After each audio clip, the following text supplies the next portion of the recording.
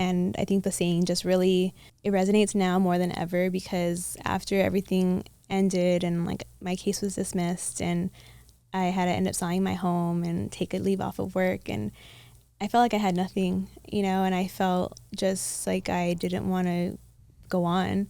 And I basically had no other option but to really just like lean on my faith. I was safe, even though I felt like I had nothing left. Like I was safe and I wasn't harmed, like in the worst way, I guess, and I wouldn't be the person I am today had I not gone through that.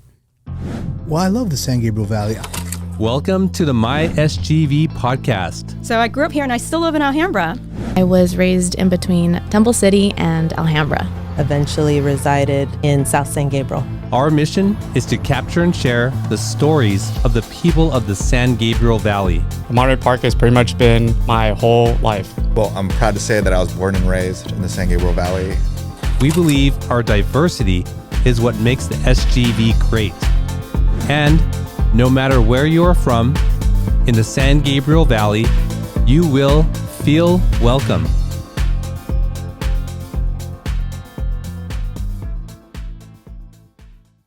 All right, SGVers, welcome back to another episode of the My SGV podcast.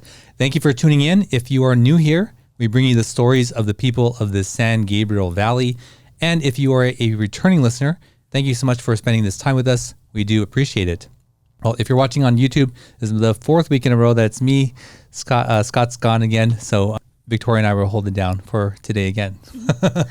Well, Victoria, today's episode has a lot of resonance with me and some of the things that I've experienced in my life. But have you been in a situation where it was very difficult, like you knew that it was difficult and bad, but you didn't see a way out of it? No, I don't think so. Yeah, not for me, but I know you've experienced something like that. Yeah. My wife and I have often talked about how do you communicate to someone who's in it so that they would see it, because a lot of people were telling me at that time hey, this is probably not good for you, and nothing they said to me would really resonate. Mm-hmm. Nothing they said would have gotten me out of it.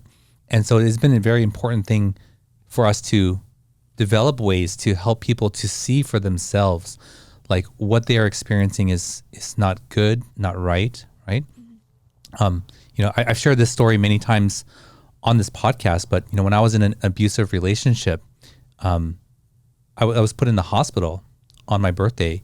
I was cut. I needed 21 stitches, and that didn't wake me up.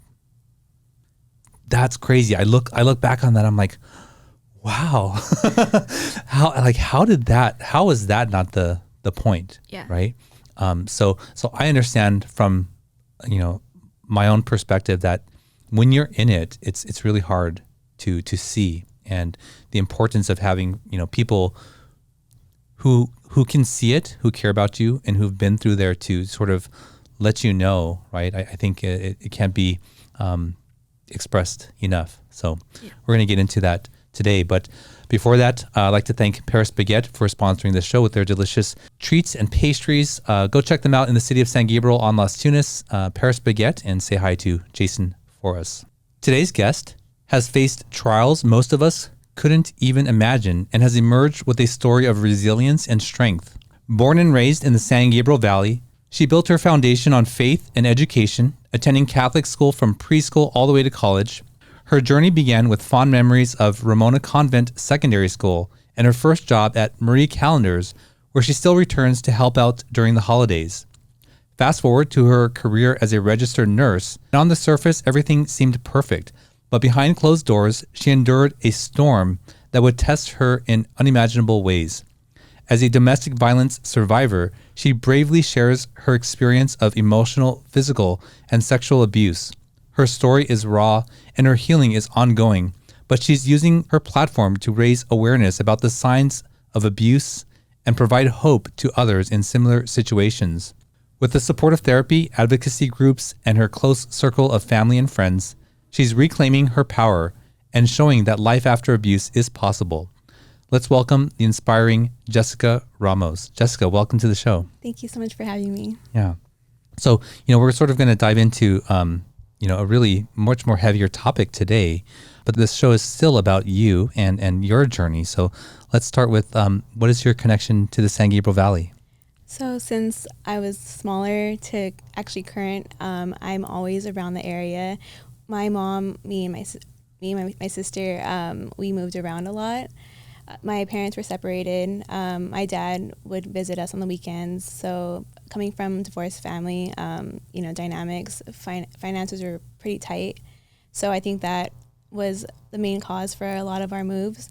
A lot of it though was like my mom's and my dad's priority to keep us in like a good school and a safe neighborhood. So with that, the San Gabriel Valley often provided that for us. We always had, a backyard. My mom didn't really have to worry about us playing outside, that kind of thing. So, and I also attended a bunch of different schools, within the San Gabriel Valley, one of them being Ramona, like you had mentioned. And where was your childhood home? In Alhambra. In Alhambra? Yeah, right next to Monterey Park. Yeah, so okay. we were close enough to where we could see like the fireworks. Oh, yeah. Yeah, so okay. It was nice. And Ramona is like against the freeway, right? Yeah, you could see it right off the 10 freeway. A big tiger painted on the wall. It's an all-girl Catholic school. And what was life like for you growing up in Alhambra? It was nice and peaceful. I think thinking back on it now as an adult, I, reflect a lot about the things I've been through, like you mentioned. And even though there was often a lot of chaos, like I think surrounding us, growing up in Alhambra was always really nice. Neighbors were nice. We were always just feeling just at home, no matter what area, Alhambra, Monterey Park. A lot of my friends who I met through, the restaurant, it just always feels like home. Mm. What do you mean by chaos growing up?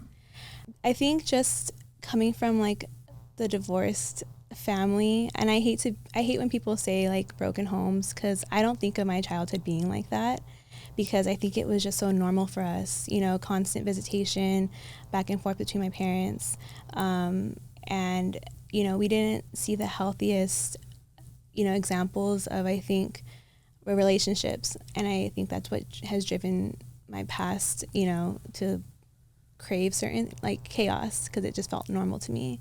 But I mean, my parents did all that they could to give us what we could have and what we did have. But I think now, especially being around more friends who I can see like what a healthy marriage is, it's like mind-boggling to me sometimes. I'm like, this is so awkward or weird because I'm not used to it, because it just was always like one parent, or just arguments, or things about finances and stuff, which for a while brought a lot of embarrassment and shame. I think growing up, getting pulled out of class until like tuition was paid, that kind of stuff. But then after a while, it was kind of just like, I knew that they would find a way to pay it. So it was nothing really, it didn't really faze me that much anymore. But still at that age, that's terrible for that to happen to you. Yeah. I think it was like mostly during high school, and then I think elementary school, that was when my mom had put us in like, I think, counseling for I don't know how long it was, maybe for a couple weeks. I was like 5. I just remember getting pulled out of class and someone wanted to know how I felt, and I didn't know like what to talk about. I think at that point I didn't know how much was okay to say about my parents. Yeah. Wow. Mm-hmm. So the conversation sort of just like went right into like your experience as a young child with your parents, because it sounds like you've done work to understand how that dynamic allowed, things to happen later on in life. Yeah. So, when you look back, what were some of the things that, maybe negatively impacted you about how your parents engaged or didn't?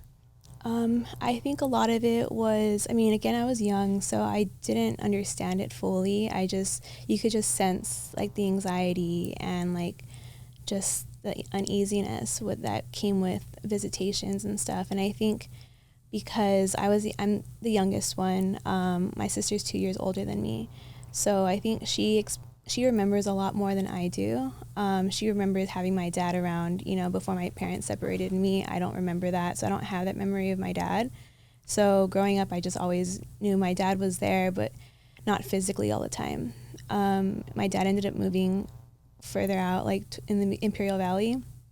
And so visitation was often hard because, you know, a lot of times I didn't want to leave my mom because that was kind of just like stability and just like what I was used to. And so a lot of it, like, I knew my dad tried his best as a father. And, you know, there's a lot of conversations I still have with him that, you know, I expressed to him things that I've realized. And I think he, you know, I acknowledged my faults and he's acknowledged his. So I feel like from there we were able to move on. But a lot of it is just like, you know, just unhealthy, I guess, chasing relationships or, you know, seeing like your mom struggling financially and not knowing how to help her because you're a kid, you know. And the best way that I knew was just like making sure I did well in school. And now looking back, I realize that that's just how I coped with a lot, was just by studying and like putting my head into a book, because I would kind of drown out everything else around me, and I could use that as an excuse. Like, I have homework, I have to go study.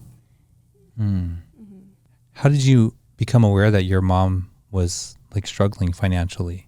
I think some of it was like, I would notice, you know, we would go to like check in the cash places or whatever, like those advanced things, and I didn't really know what it was until now. And or just certain things that we couldn't do, like sports, cheerleading, things that, because it was a private school, so, you know, you have to pay for pretty much everything. And, you know, for a while I would get kind of bummed out that I couldn't do all those things. But then after a while, I really started seeing like where my mom decided, like where she sacrificed and where it was going towards. And, you know, my mom will take, you know, give the shirt off her back and still has that mentality. So, you know, I tell her like, we're past that now. Like, we don't need to be like that. You know, we're all okay. And I want her to be able to kind of like live her life. And it's like, it's our childhood. It's everyone's past now. My dad's too. So it's like, I try not to kind of bash anyone, because I know that they did their best, you know, with what they could. As a parent, it's always hard to say no to my children. And I know that I can't always say yes. And I know that in the moment, they're not always going to accept or understand the bigger picture, right? But in that time when your mom was struggling, did you have anger or resentment towards her for that? Or did you understand like why? Honestly, I don't remember having any resentment. I think a lot of it was like my mom and my dad, even though, like I said, he was not physically there all the time, they did a really good job of still making us feel like we weren't missing out on a whole lot. You know, my mom would find things that were free, you know, around the area, or just take us to like have a picnic somewhere, or just go like throw a softball around in the park. And so when I think of my childhood, I think of it as like fun and exciting and stuff. And it's not until I hear like other people's stories where I'm like, okay, mine's a little bit different, and that's okay. But I don't remember having like any kind of resentment or anger towards either parent for not being able to participate in certain things. You know, as a parent, free is like the best. I say that jokingly, but I also like really think so, because you can spend thousands of dollars and there's no connection, there's no memory, Right. Or you're connected at the park at a picnic and they love it, right? Like I look back on the things that I did with my dad, and those that stand out like cost nothing, Right. you know? Yeah. So maybe in that sense, like, you know, you were like totally blessed in that way, right? So did you have romantic relationships in high school or shortly after? I did. I didn't date a whole lot, like in the beginning of high school, because I was just pretty much preoccupied with like doing well in school and just trying to figure out what it was that I wanted to do. Because, you know, they start asking you from the very beginning, like, what do you want to be when you grow up? And you're like, I don't know, I'm barely like 14. But I did have a high school boyfriend that I think we were together for almost like 10 years, from like 15 to like 25 years. And you met him at 15, but not at Ramona Convent? No. Yeah, he actually went to Bosco Tech, our brother's school. Okay. Yeah. Okay. And, you know, so that's a long time to have a relationship. Yeah. I mean, at any stage of life, but Right. starting at very young age. So what were your thoughts, you know, going into that relationship? Honestly, I didn't know what I was getting myself into. We just got along, and, he was he ultimately became like my best friend, and I think that's what kind of kept us together for a really long time. And even towards the end when we started having issues, that's I think was like the foundation, was the friendship between us. But we had a lot of mutual friends, everyone either at Ramona or Bosco, and we all hung out around like Alhambra. So I think that's like why it's another like very sentimental thing to me, because that was like my childhood, and it kind of like reminds me of like high school love, and that kind of thing. Mm-hmm. I think as an adult now, I can look back and I can see the issues that I carried, into adulthood in my young relationships. Can you also see that? Yeah, definitely. I think, growing up, especially if it being like one of your first relationships, you don't know how to act, and maybe that person doesn't know really what's helping, what's not, to really call you out on certain things. You're just like two kids trying to like navigate and figure out what you want to do after high school and stuff. But definitely I could see like that pretty much like myself evolve with each relationship that I've been in. And how would you describe that 10-year relationship? I think it was very innocent and fun. I experienced a lot of, things with that person. We both shared a lot of interest in music, and so that was really fun. I learned a lot from him, and I think he could probably say the same for me. And we ultimately grew up together, and we started, our careers together, support each other like throughout college and all of that. But I think it was just kind of like was a mature decision on both of our ends to decide to end it, because I think we grew out of love. Yeah. Is that an interest in music? Yeah. Like just like listening to it, or more than that? He actually produced music. Yeah. And he was very creative in like graphics and stuff. And he taught me try to teach me. I never could figure it out, how to like make and build like a track. Oh, okay. Yeah. So we both like really liked like house music. House music? Yeah. Okay. Yeah. So that I still love it. So that was cool. He was part of a scene that was like a lot of the underground kind of music. And that's just fun in general, because it's just a different kind of mood and vibe, Yeah. I really like house music too. Yeah. Okay. So where does your story go after Ramona Convent? So Ramona Convent, I got hired at Marie Callender's, when I was entering my senior year. Which one? Monterey Park. Dude, that's the one. Sorry, I went there like so often, growing up. They had the little video game, like sit down video game in the front. Yeah, this is a long time ago. Oh, okay. So before they used to have that, and then when you walk into the right, that was the smoking section. Oh, wow. Interesting. And then to the left was non-smoking. Yeah. Oh, okay. Yeah, now they have like a popcorn machine. I don't know if that was there when you were there. Probably not. No. Maybe that's where the video game was. Yeah. Well, there's like a little like foyer there or something. Mm-hmm. Yeah. Yeah. Okay, so you got a job at Marie Callender's. Yeah, and I basically worked there, throughout. I had to get like a working permit, I think, and all of that, and ended up kind of supporting me throughout college too. The previous GM and even the current GM are just like amazing. It's like a family there who works there, and they actually allowed me to come back like during my winter break, summer breaks while I was in college, and because they could have very well just like let me go because I was just like a kid, Mm-hmm. But I think they believed in what I wanted to do, and they were willing to work with me and they knew that I would give them my time for like the holidays and stuff, and I still do, like you had mentioned. Yeah. And what did you like about working there? It didn't feel like work. It kind of forced me to learn how to communicate with people. I feel like I can come off a little shy sometimes, and this is just like forced you to really, accommodate straight up strangers, Mm-hmm. and sometimes it was not the easiest. But my friends who are now like managers and stuff, they started there too. And so it was just like fun every time we would work. After that, we would go like to Noodle World on Valley. Okay. And like after our shift and just eat, and like spend all the tips that we had made. Oh, yeah. Yeah. And where did you go to school? College? Yes. I went to Mount St. Mary's University. Okay. And where does your path go from there? So I was there, I graduated with my bachelor's in nursing, and it was definitely hard.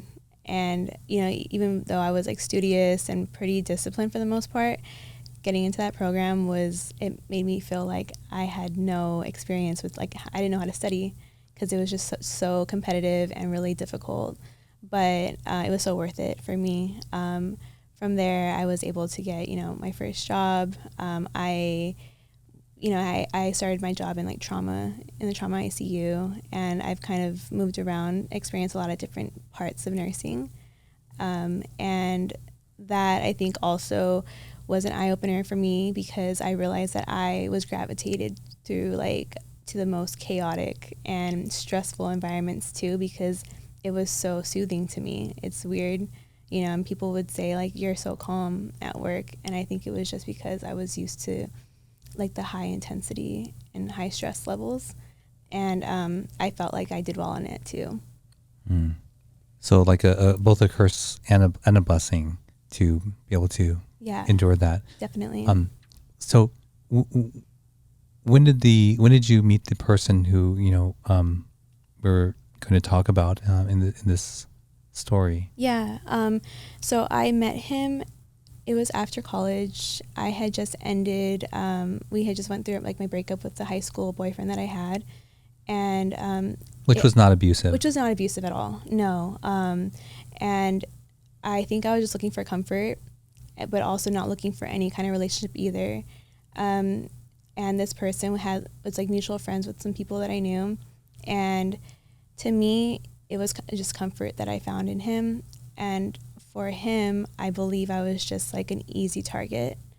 For a while, I would not accept that he had, premeditated motions or anything like that, to try to do anything. But I think from the very beginning, he just saw I was bait, basically. I was vulnerable, I was hurt. And I had also just bought my new condo in Montebello. And he helped me kind of just get adjusted and move in.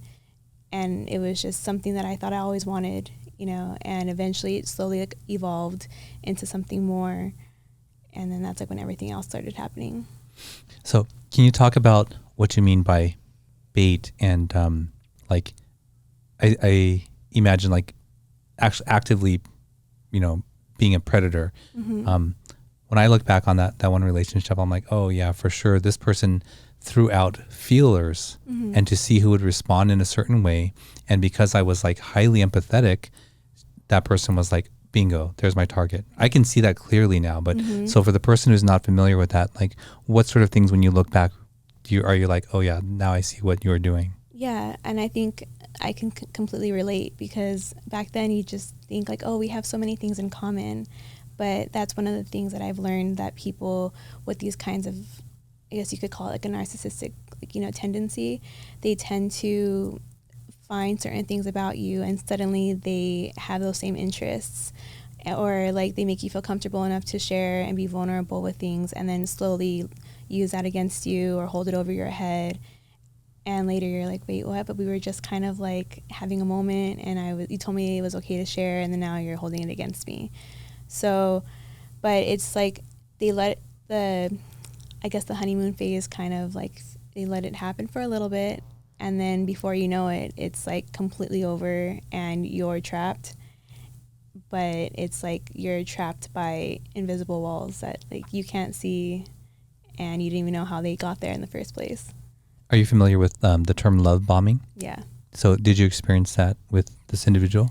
I think so. Yeah. They, I think just the fact that he knew that I had worked so hard to invest into my home, and I wanted to make it feel like a home, but I didn't really have the resources, the finances or the help to do it.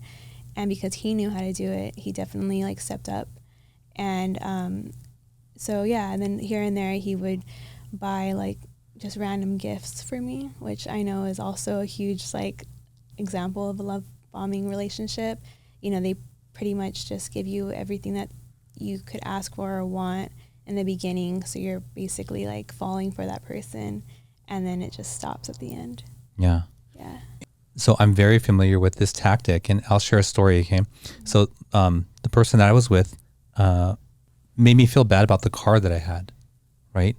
That seems so strange, right? But I was okay, so I went to go get this new car, and I bought it. I bought it. She was so upset. And I couldn't understand why, because she wanted to be on the title. Oh. So like you get it, right? And like I get it. Not a lot of people may get that, but like that they can like, hook into your life, that so it's like really hard to extricate themselves, but intentionally, like they're intentionally doing these things. Right. And I remember, I'm so thankful at that time, because it was so like, this was like 2 months into our relationship, I think. Like why am I gonna get a car with you, Yeah. But now I look back and I'm like, okay, yeah, that I was so glad that I dodged that one. Yeah, right. So definitely. So it sounds like this person was trying to like get in with you, right? And the thing about gifts are without expectation. Right.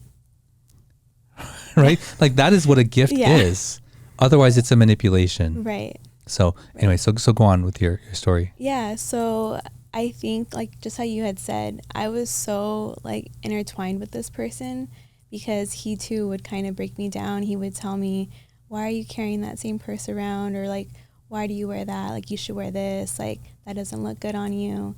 And at this point too, like when we had first entered the relationship, I was actually probably in the best shape of my life. I'd been working out a lot. And you could just see like over time, like my whole self-esteem and everything just like diminishing slowly, because basically I would look to him to build me back up and then just to later break me down again. And that's, I think, how these people operate, and it was so hard, just how, like you said, like you don't see it and people are telling you like, there's something like off about this person. Like, I just don't know what it is, but it's something there. And I didn't see it, and I would kind of just be like, I don't know what you guys are talking about. Like, I love him or whatever, I would tell them, Did he separate you from your friends and family? Oh, yeah. Yeah, that didn't take long either, because he had help with the pandemic, with the stay-at-home order. And at that time, I was working in the ICUs too.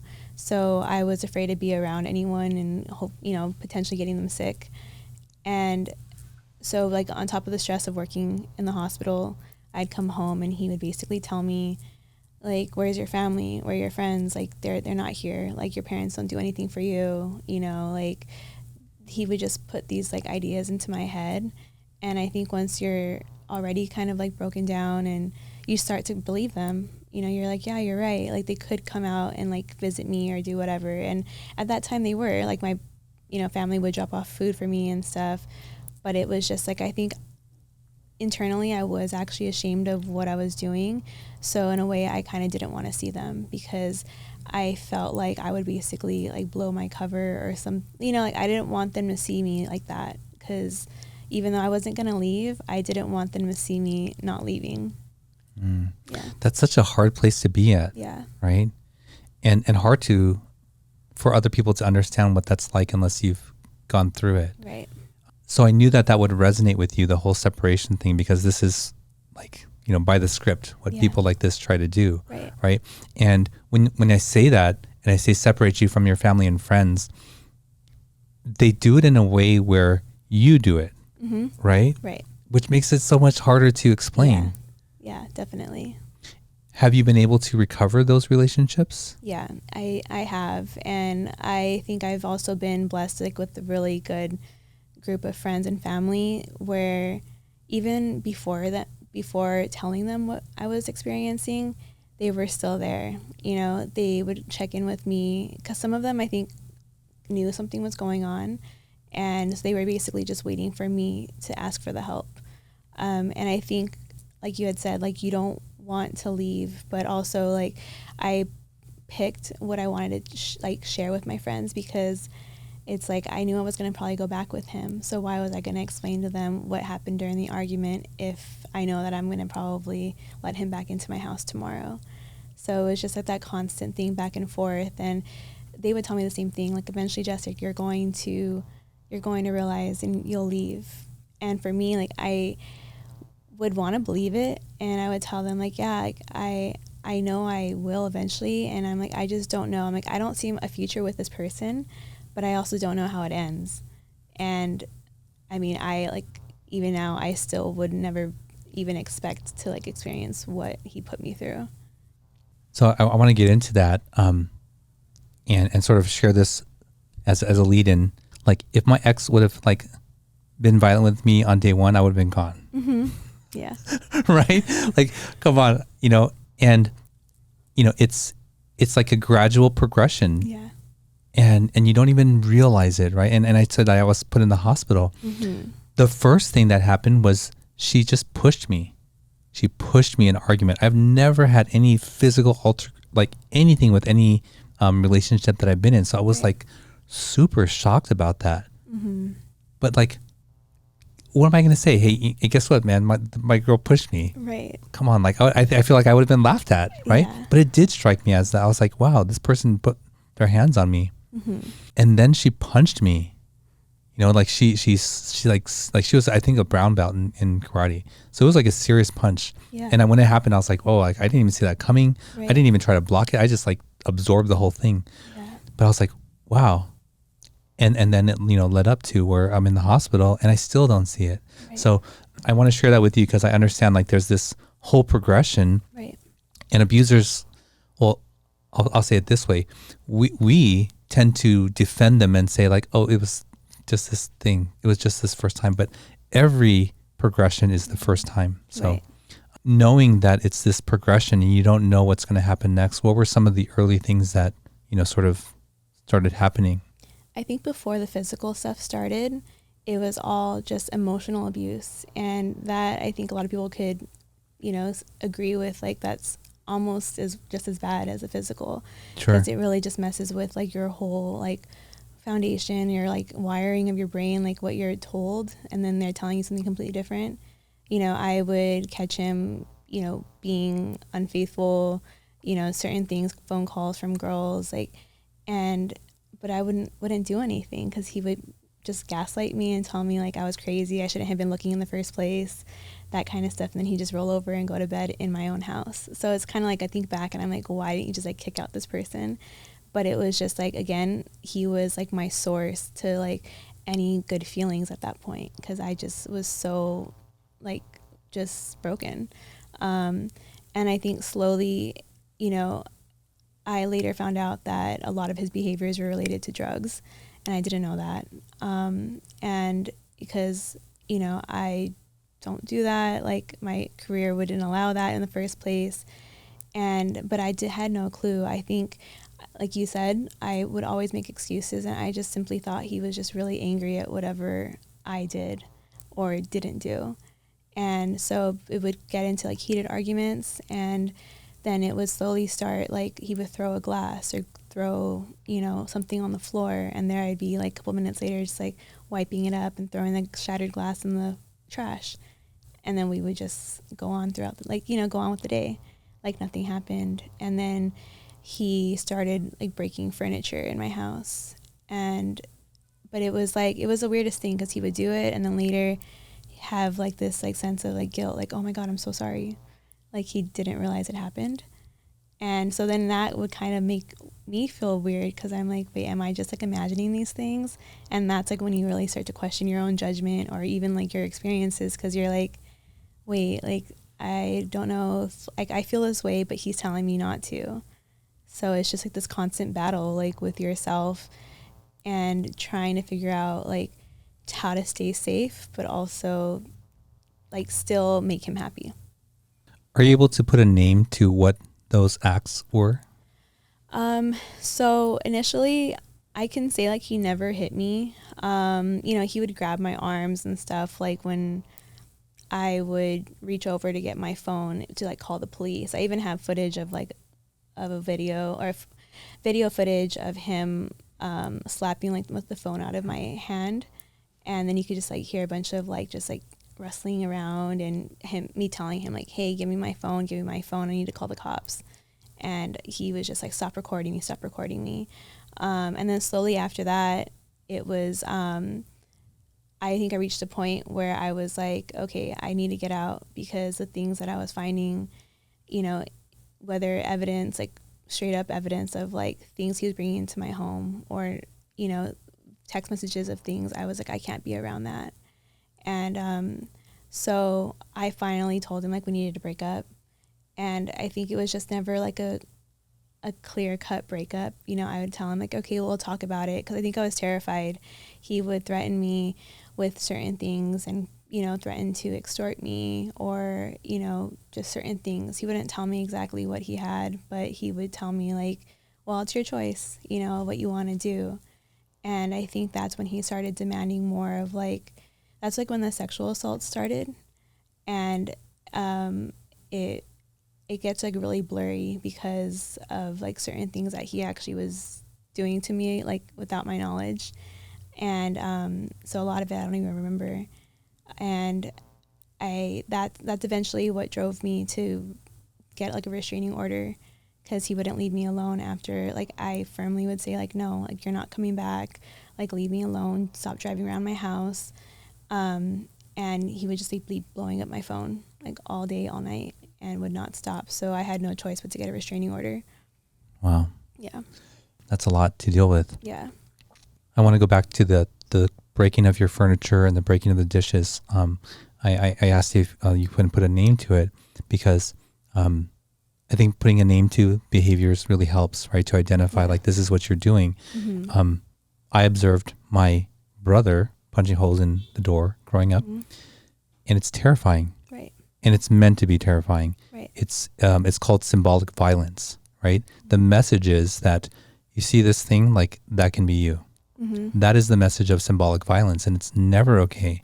But if I had those words, I can understand it. You know, and if you're listening or watching, symbolic violence is always wrong, and it's a progression, right? It's meant to control. It's meant to control through fear. Right. So he would use this symbolic violence to control you, and you're not sharing these things with people who care, or like oftentimes you want to even protect him, right? Yeah.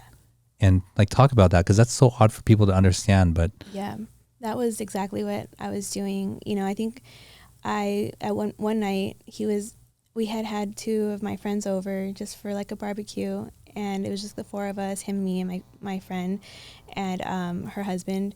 They had left, and I forgot what had happened. He was acting really weird, and I felt like there was something that he was doing on the side illegally. And I didn't know, because I didn't care to know, but I was like, I can't be around this. And if you're going to be doing anything like that, like you are going to be gone or out of my house, because I think I knew at that point he could very easily put it on me and pin it on me. And so once my friend and her husband left, he started getting heated because I was questioning him. He could question me all he would want, all he wanted about anything, and I was expected to tell him. But when it came to him, like it was not the same.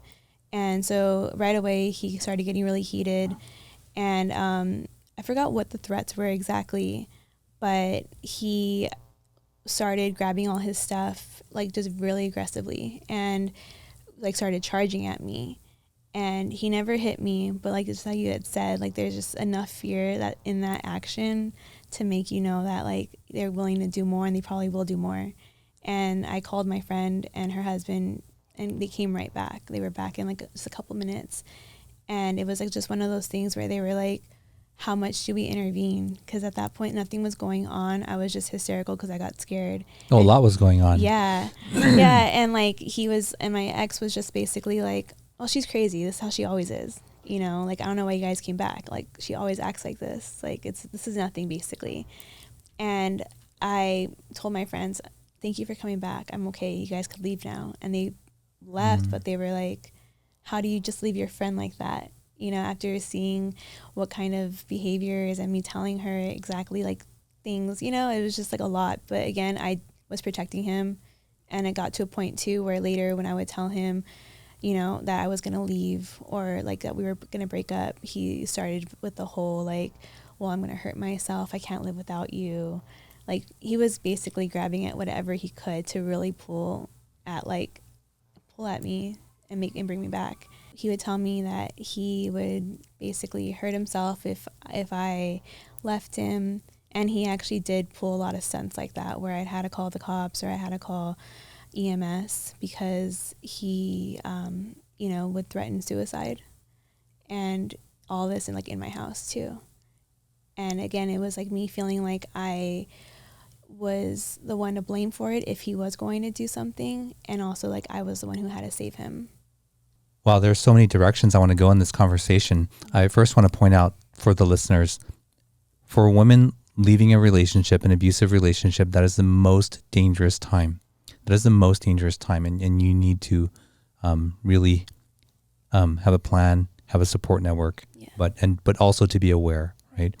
The other thing is that the threat of suicide is really a manipulative tactic for control, right? I'm sure you know that, but people who do it, they just do it. They don't tell you about it, right? But in there, it's the tool of your love for them, your empathy towards them, that they're like just twisting, right? So if I can give the listener language in that moment, I would say, wow, that's a really serious thing. Like, you should check yourself into a mental hospital. Shall I call them now? Right. Yeah.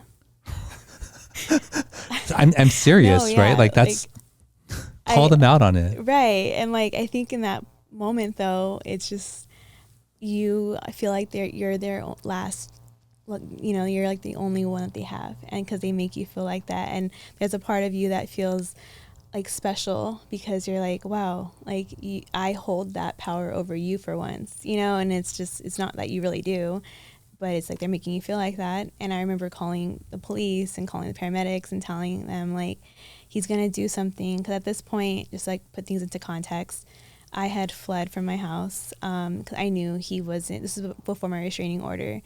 I left right after work with a friend and with my dog, and basically didn't know where I was going to go.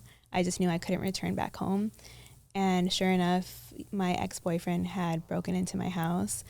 And at that point, I had a Furbo camera just, for my dog so I could like watch her and stuff. And he basically was like setting up everything to hurt himself. And it was texting me too, saying like, I'm going to do this to myself and you can watch. Oh, surely that was like a whole manipulative game. For sure. Right. He knew like that okay. Okay. But like before, like in that moment, I was terrified for him, but also terrified to go back, and I felt so helpless, and he knew that too. And so when I would be on the phone with the cops or the paramedics, and I would tell them like, you guys need to go in there like right now, I didn't appreciate like their lack of, I guess like they had no urgency, to basically go and save him. And they would tell me the same thing, like if people are going to hurt themselves, they're going to do it. And I was like, no, but you need to go save them and like stop it from happening. And now I realize exactly what they're talking about. Like if he was going to do it, he would have, but he didn't. He was just doing just enough to like mess with my head. Sure. Yeah. The other point that I wanted to make was this idea of like when people, if you share something like, oh, he was abusive or whatever, like their first response is like, did he ever hit you? Mm-hmm. Yeah. Right? Yeah. And you're like, okay, so yes, emotional, mental, psychological abuse is very real. Mm-hmm. And it's, I would say, worse. Yeah. Because when you hit me, I can recover from this. Right. There's like, I know evidence, like I can show somebody that you did this. Exactly. And the other stuff is not like that. Right. Right. Right. So it sounds like you became aware that he had some sort of drug problem, mm-hmm. but that he was hiding from you? Yeah, he was. And I think that's what eventually led him to basically get out of control towards the end and have no inhibitions at all. And, I did a lot of research later on people who do drugs and like their behaviors, and he marked every box. And we're not talking like he's smoking weed, because no, yeah, it was more intense stuff. And I never saw him physically do it. I just eventually I would find it, like I think he got so careless that I was like finding it in random places in my house. Was it cocaine? I don't know what Heroin? It was, to be honest. Like it was I just remember it was like rocks. I think it was crystal.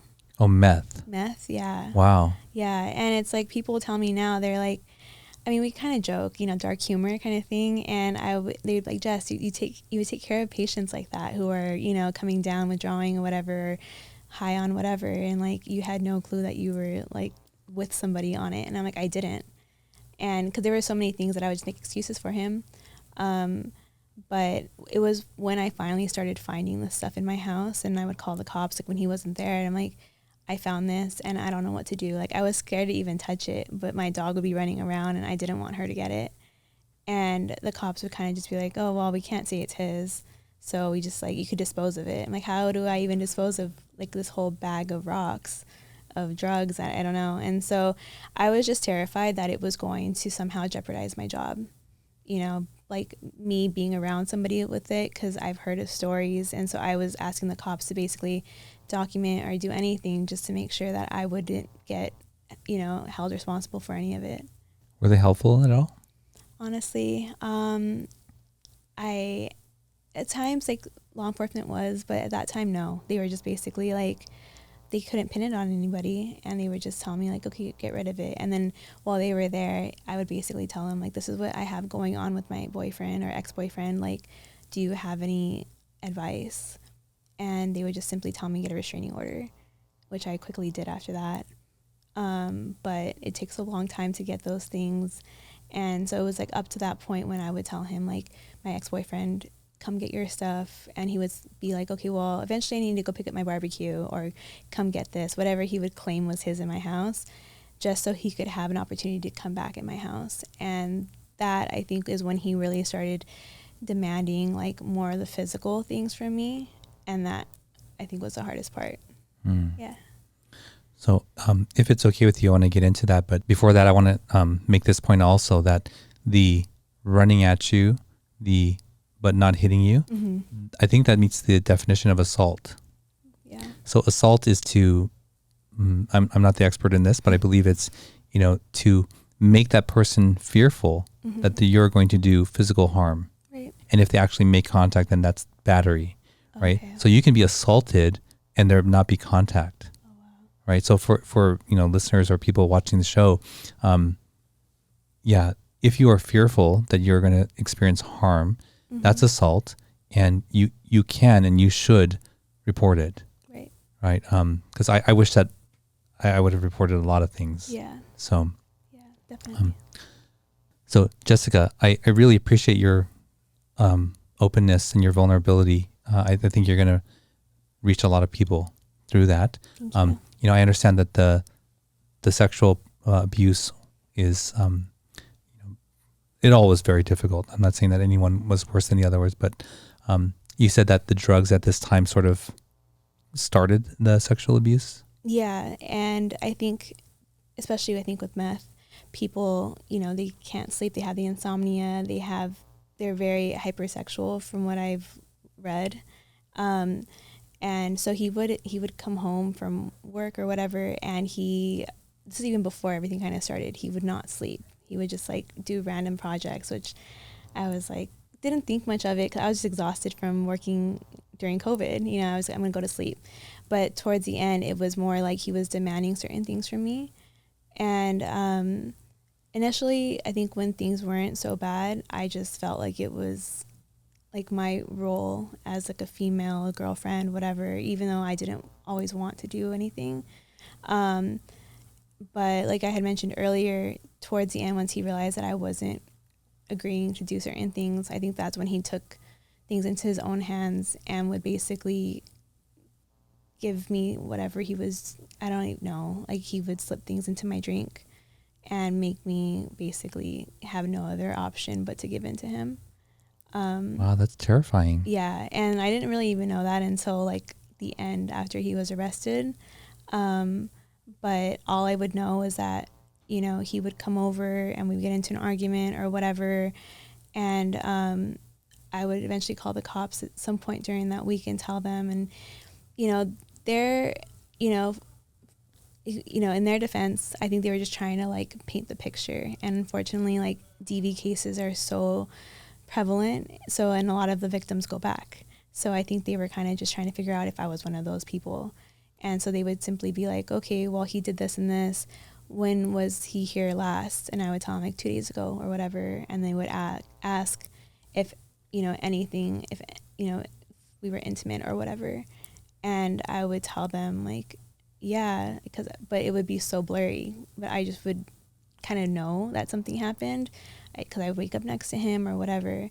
Like, not to give too many details, but they would be like, okay, well, we're going to head out then, So it was basically like whatever I was trying to report at that time was invalid because, there was some kind of like intimate or sexual act that was done and I wasn't over him from what they could see. But little did I know that I was actually under the influence of stuff and I had no clue.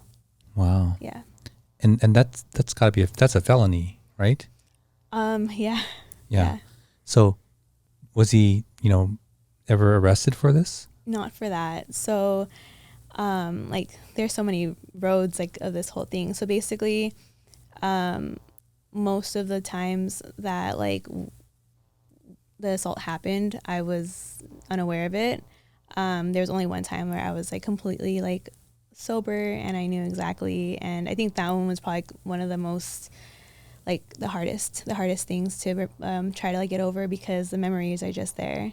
So I did report that, but for a couple months I was just simply trying to get him arrested to stop stalking me.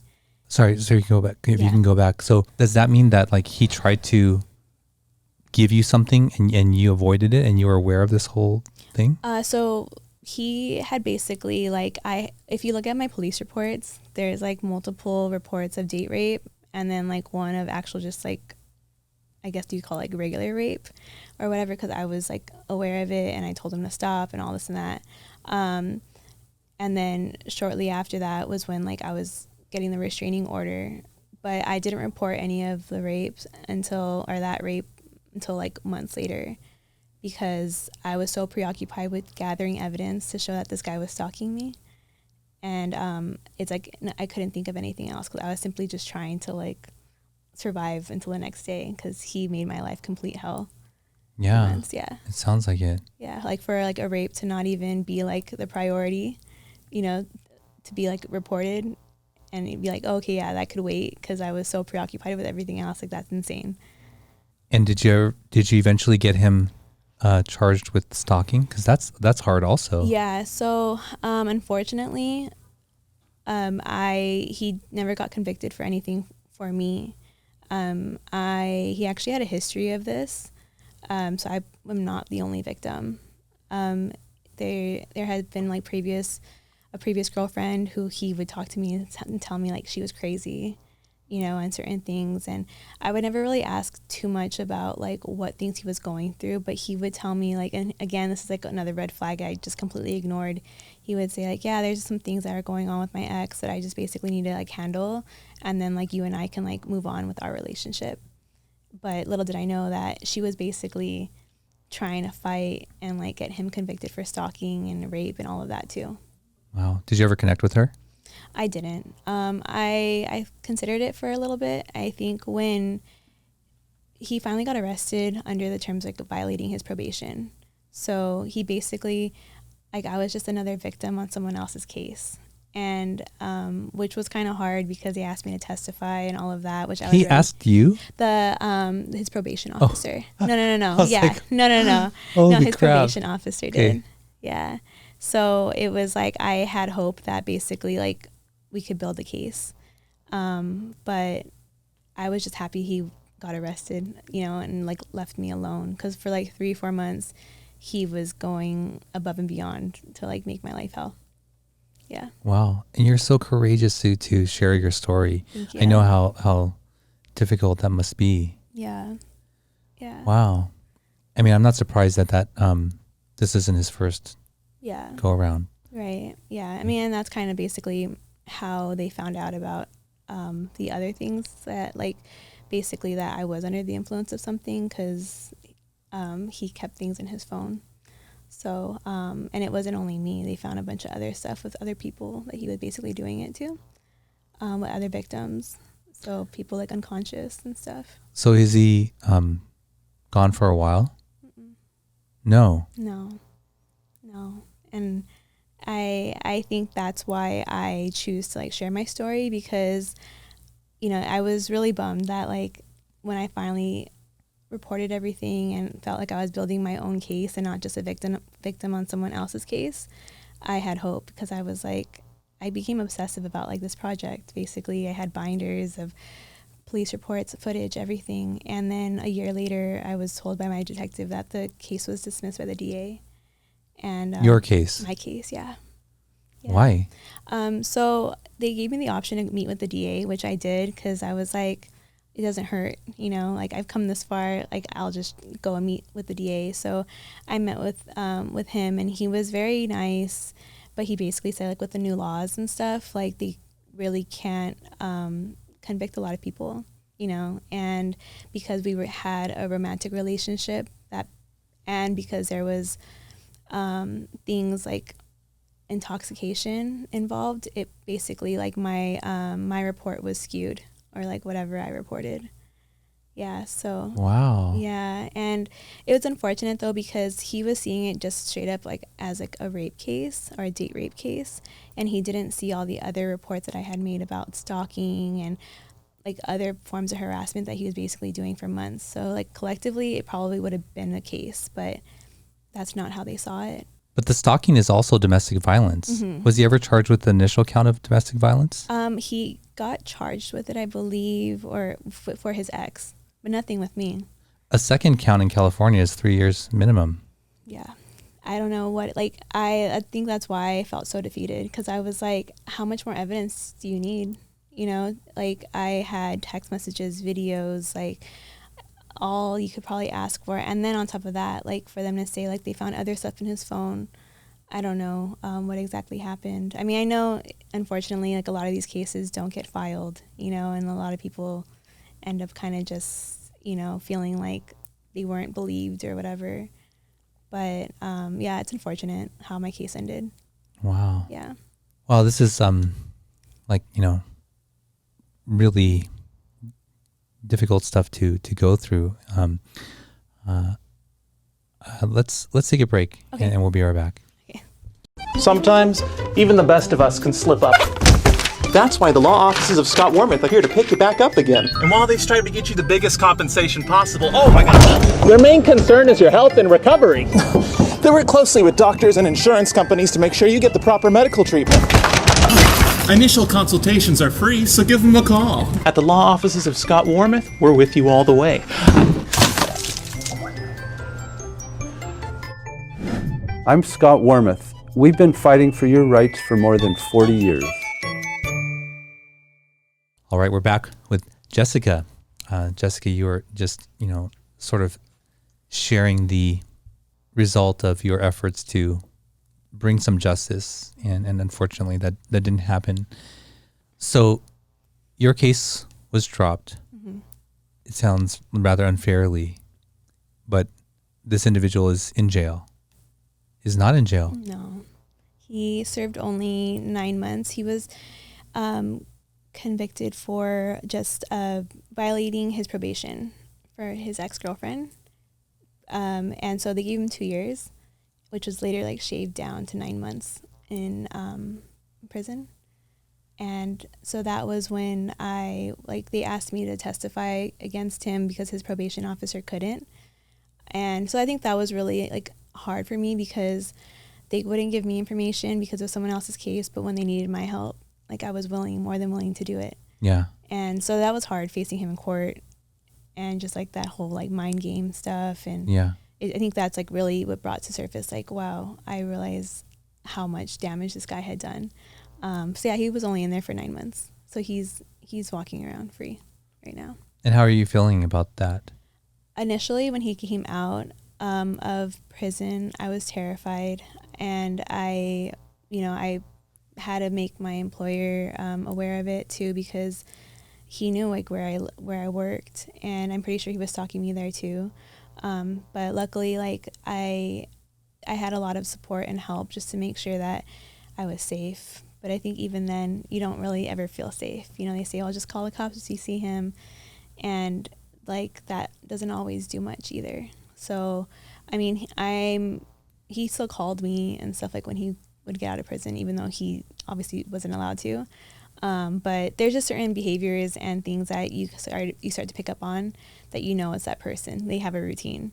And so like same, hour of the night, same, blocked numbers, like, you know, all that kind of stuff. So now I'm not afraid anymore. There's certain things that, you know, still kind of get to me, but it's nothing compared to how afraid I was walking around like a couple years ago. Wow. Yeah. When my ex left, she tried to get into my bank account, like literally just asking me like for what my passwords were and what my mom's maiden name, something like that, right? Yeah. Under the guise of like helping me sign up for some credit thing, like literally, right? Yeah.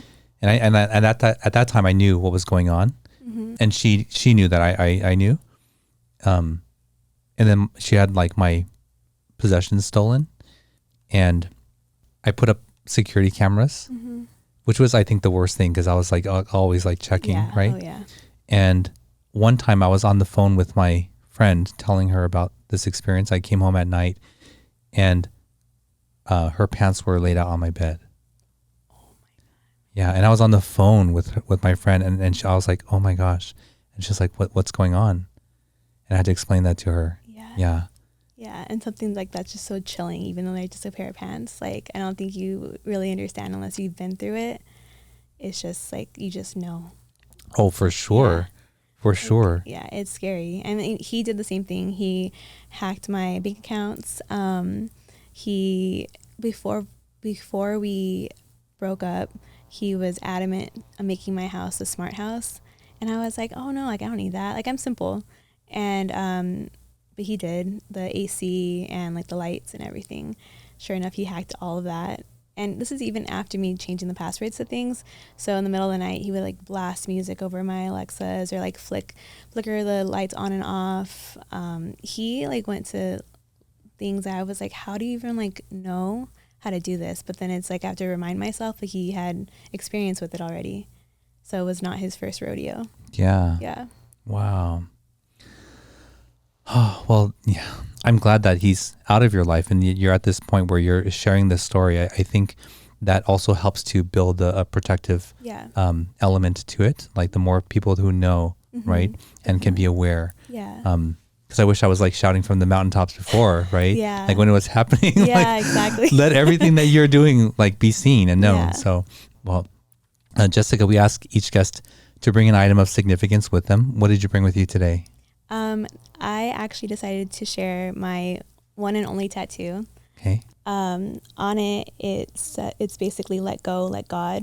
And it's a saying I've always liked, even when growing up. And I think the saying just really, it resonates now more than ever because after everything ended and like my case was dismissed and I had to end up selling my home and take a leave off of work, and I felt like I had nothing, you know, and I felt just like I didn't want to go on. And I basically had no other option but to really just like lean on my faith and like believe and trust in God that this all was going to, like, it was all going to be okay. You know, I was safe, even though I felt like I had nothing left, like I was safe and I wasn't harmed, you know, like in the worst way, I guess, you know. And and I trusted him and I'm here now. And I feel like I wouldn't be the person I am today had I not gone through that. Yeah, that's beautiful. Thank you. Thanks for sharing that. Oh, you're taking me back through a lot of, you know, different emotions that I've, you know, processed a while ago. Let me take a deep breath. Well, we've sort of, you know, gone over a different way of the normal format of the show. But when we come back from break, we typically like to ask questions from this deck of cards called Icebreakers. And they're just another way for the audience to get to know us a little bit better. So Victoria and I will participate in this as well. What book have you read recently that you would recommend and why? So it's going to be kind of funny because it's totally what we were talking about. I actually read It Ends With Us, by Colleen Hoover. So I think it's been such a huge, like, you know, big release of a book and movie. And I totally would recommend it to people who have experiences like you and I and who even don't have any, you know, kind of, they don't know that kind of experience either. And I think that makes it even better because it really opens your eyes to that whole world of domestic violence and how family like impacts what you want and what you chase later on. I haven't seen the movie, but the book was, definitely, it made a huge impact on me. Awesome. Yeah. Thank you. Victoria? I think I think the title is like Peace Through God or With God. It's kind of more like maybe like a workbook kind of style. But she would like share stories in there, and then of course there's like scriptures and stuff and like questions to like get you to think about it and like how you can find peace in God in your own life. And so I really like that and found it helpful. Awesome. Thanks for sharing that. I'm not through this book yet, but I already love it. It's called How to Speak So Your Children Will Listen and Listen So Your Children Will Speak. Oh, okay. Yeah. So it's my wife and I's continual pursuit to be good parents, be better parents than perhaps we had, right? Mm-hmm. And it's sort of the same thing being repeated in parenting books about like affirming our children's needs and their voices and their feelings and responding to them in a way that lets them know that it's okay to feel, right? But I really like this book, the way that it's laid out and the exercises and the tools that it gives. So if you're listening or watching online, what book have you read recently that you would recommend and why? Let us know in the comments. Would you say that you are like healed from this experience, Jessica? I wouldn't say healed. I would say healing. Every day is completely different for me. I think even earlier I was sharing with you that yesterday was really hard for me because I think it finally hit me that I was like, me sharing my story makes it real, and it's actually me acknowledging that it happened, which for a long time I didn't want to accept, because by me accepting it was like my way of seeing like I allowed it to happen. But I think just through like resources that I've been shared with from like social workers at work that I've like maintained connections with, they shared with me like Peace Over Violence, which is a really good agency that helped me through a lot of it, and through like reading, podcasts, books, all of that, and also just therapy in general has been like life-changing with EMDR and certain things that come with abuse and PTSD, like you mentioned earlier and stuff. Like it's hard, and some days are harder than others, but I think if you have like the right support group and stuff, and you know your resources and have tools to lean on, like it's bearable. Yeah. If you could speak to the woman out there who is currently in this relationship that they know is not good for them, and they see these red flags and they're making excuses, if you could speak to that version of you when you were, in it early on, what would you say to that person? I would say to her that she deserves something so much better, and that there is someone out there who can love her the way she deserves to be loved. And even though she doesn't know how to get out, there's ways around it. She just needs to lean on the people who've been there for her, and that it's not going to be easy. It may be the hardest thing that she's going to go through, but there is light at the end of the tunnel, and that this is not how it needs to end, and that there's hope, and never to stop fighting, and just to find your voice and dig deep and find the little bit of power and energy that you have just to fight harder and get out. Yeah. Thanks for sharing that. And what is life like for you now these days? How are you spending your time? Now it's so weird to say that I'm relearning myself, but it's really nice and sweet, because I'm able to do certain things that I haven't done in a long time. I think I'm finding my little quirks and finding interest in things again.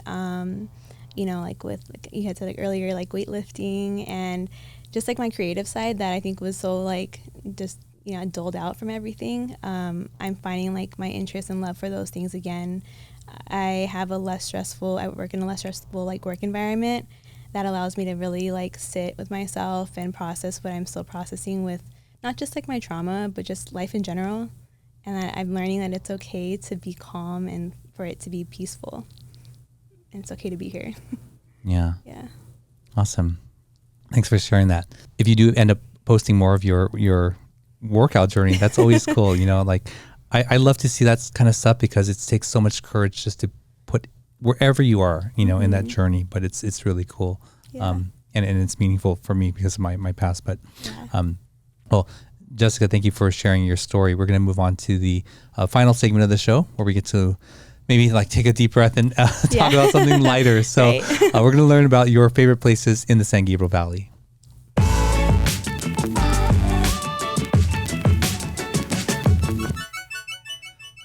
So Jessica, this is the SGV3, and we want to know your favorite or most memorable places or experiences in the San Gabriel Valley. Okay. First one right off the bat would be Ramona Convent.